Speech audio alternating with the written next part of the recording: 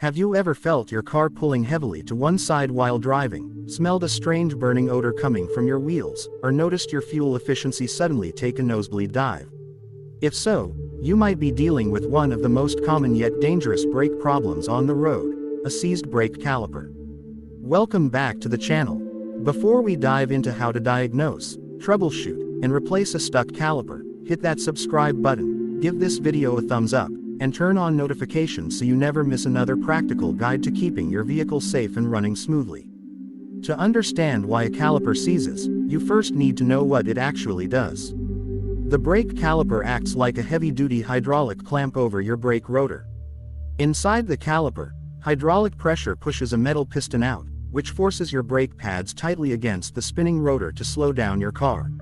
When you release the brake pedal, a rubber seal pulls the piston back just a fraction of a millimeter, letting the wheel spin freely again. But when a caliper seizes, that piston or the guide pins get locked in place. If it gets stuck in the closed position, the pads stay constantly jammed against the rotor. This leads to very clear warning signs. Your car will pull hard toward the side with the stuck caliper because that wheel is constantly braking. You will likely smell a foul, acrid burning scent caused by the intense friction heating up your brake pads to extreme temperatures. You might also notice excessive black brake dust coating that specific wheel compared to the others, or even hear a loud squeal or metallic grinding sound while driving. Troubleshooting a suspected seized caliper requires a few simple diagnostic steps you can easily do at home. After a short drive, carefully place your hand near the wheel rim without touching the hot metal directly. A stuck caliper generates immense friction heat, making that specific wheel feel noticeably warmer than the rest. Next, safely jack up the vehicle and secure it on sturdy jack stands.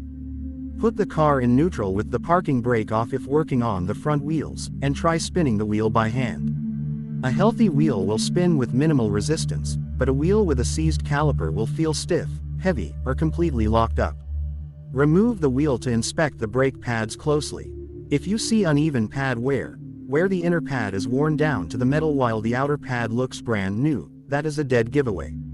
You should also check the caliper slide pins under the rubber dust boots. If the pins are corroded or seized due to lack of grease, the caliper bracket cannot float properly, trapping the pads against the rotor even if the main piston itself is still functioning. If you confirm the caliper piston is stuck, replacement is the safest and most reliable solution. Start by safely raising the car and removing the wheel.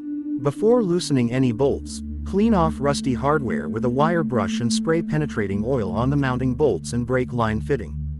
To prevent all your brake fluid from draining out when you disconnect the line, you can use a hose clamp on the rubber flex line or hold the brake pedal down slightly with a pedal depressor. Use a flare nut wrench to crack open the banjo bolt connected to the back of the caliper, placing a catch basin underneath to collect any dripping fluid. Unbolt the caliper mounting bolts or guide pins, and lift the old caliper off the rotor.